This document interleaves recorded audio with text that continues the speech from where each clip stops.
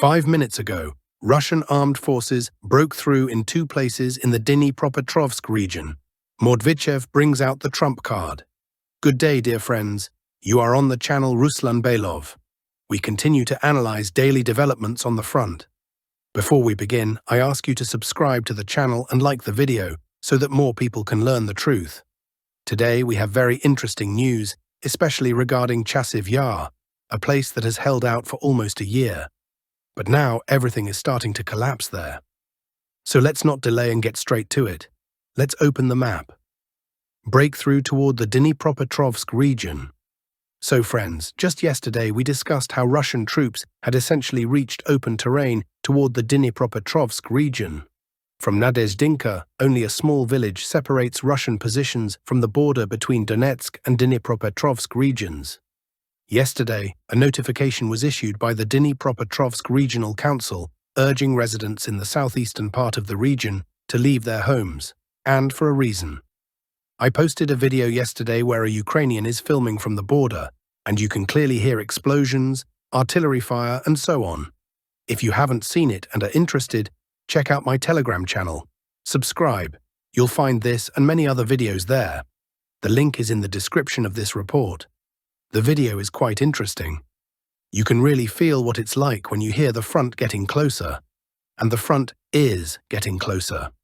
Most likely by February, we will be analyzing sections within the Dnipropetrovsk region. Current situation on the front. Now, let's move on to the current situation. We'll start with a sector we rarely discuss, precisely because news from there is scarce. This is the Siversk direction, specifically the Verkhnokamianska village area. The situation here is as follows. Part of the village was previously under Russian control. However, those following the front know the real problems on the Siversk direction, some of which stem from previous command decisions. As a result, Ukrainian forces managed to push Russian troops out of the settlement through several counterattacks. For months, no significant progress was observed, and the front remained static. But now changes have occurred. Specifically, Russian assault units conducted a successful operation to enter the village, capture Ukrainian strongpoints, and, this is crucial, secure not only the eastern part of the village, but also its central sections. There's even a video of this operation, which I also posted in my Telegram channel. Check the link in the description. Progress towards Siversk. Currently, fighting is ongoing in the central part of the village, while the eastern section, though not yet marked as such on Ukrainian maps, is fully and unquestionably under Russian control. The objective on this front remains the same: the city of Siversk.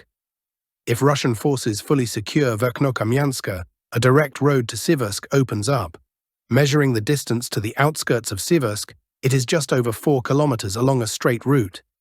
Meanwhile, further north, such as in Bilohorivka, there have been no changes. The command shake-up in this area has not led to any meaningful progress on the ground. Advancing here remains difficult. Key advances on other fronts. However, significant advances have been recorded on other sectors of the front, ones that are far more important in terms of the overall frontline configuration than the battles in Bilohorivka. Let's move southward, with our first stop being Chasiv Yar, where changes occur almost daily. I previously reported that a heavily fortified defensive position, built around a recreational facility with a network of underground concrete bunkers, has come under Russian control. This was followed by expected advances and the clearing of an encircled pocket in this area. That operation has been completed, and the entire territory, about 3 square kilometers, has come under Russian control. Further south, significant progress has also been recorded. Specifically, Russian forces have advanced around Shevchenko district and workshop number 2. This amounts to a territorial gain of just over 2 kilometers. As a result, these 2 southern districts are now encircled. Meanwhile, Russian forces have moved right up to the Yuzhny micro-district and Zemlyanka. Less than 600 meters away, only about 600 meters separate Russian forces from the last remaining Ukrainian positions, maybe even less. Let's measure it. As you can see, it's actually less than 600 meters.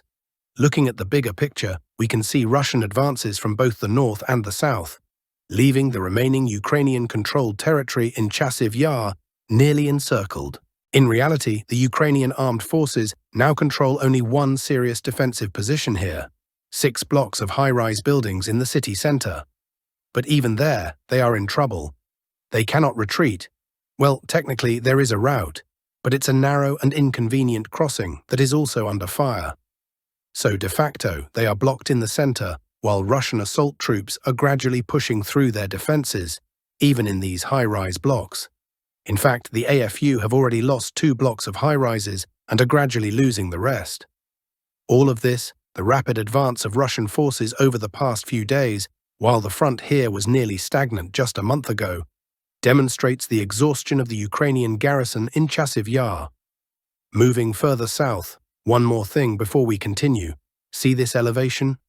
Russian forces recently took control of it. And with its capture, movement has now begun in this direction, towards Stepochki. And do you know what that means? Let's take a broader look. This means that with the capture of Zemlyanka and Stepochki, the road to Kostyantynivka, a major city with a population of 100,000, will be open. The distance from the current positions to Kostyantynivka is just 5 kilometers. That is why the AFU are putting up fierce resistance here. They understand the enormous problems they will face if they lose Stepochki. But in reality, they are already facing massive problems in this sector. No major changes in Toretsk and Pokrovsk. In Toretsk, there is not much new to report. Fighting continues around the mine area, but no decisive breakthroughs have occurred. In Pokrovsk, no significant updates have emerged over the past 24 hours. The AFU have reinforced the western flank, so fighting continues there. In other sectors, there have been both successes and slowdowns. The advance near Kotline has slowed somewhat, but you know where there has been significant progress. Advances west of Kurakhove.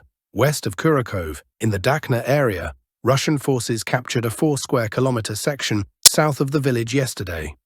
As you can see, they have effectively reached positions parallel to the western outskirts. This means an encirclement of the AFU garrison in Dakhne is imminent. Since fighting is already taking place in the village center, we can expect the battle there to end soon, or rather shift toward Ulakli. There are also reports that Russian forces have entered the southern outskirts of Kostyantynivka.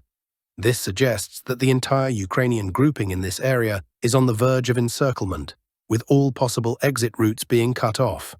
Novopavlivka direction, January 31st. The next phase of the Russian offensive in the Novopavlivka direction is becoming clearer. Russian forces are attacking Andriivka from the north and Kostyantynivka from the south, creating a situation of operational encirclement for the AFU garrisons in Ulakli and Kostyantynivka. Yesterday, there were advances in both locations. Russian troops have nearly reached the center of Andriivka, while Ukrainian forces have been pushed back to the outskirts of Kostyantynivka. Additionally, Russian forces continue their offensives eastward toward Bohatyr and northward toward Alexeyevka. This further worsens the situation for the AFU in this area. Situation in the interfluve of the Solona and Volchia rivers, January 31st. As mentioned in previous reports, Russian forces continue maneuvering around Andriivka and Alexeyevka in the southern part of this sector. Battles are also ongoing for Serebryanne, while Russian troops are attempting to reach the outskirts of Preobrazhenka. Further north, Russian forces are applying pressure near Uspenivka and Novoalexandriivka.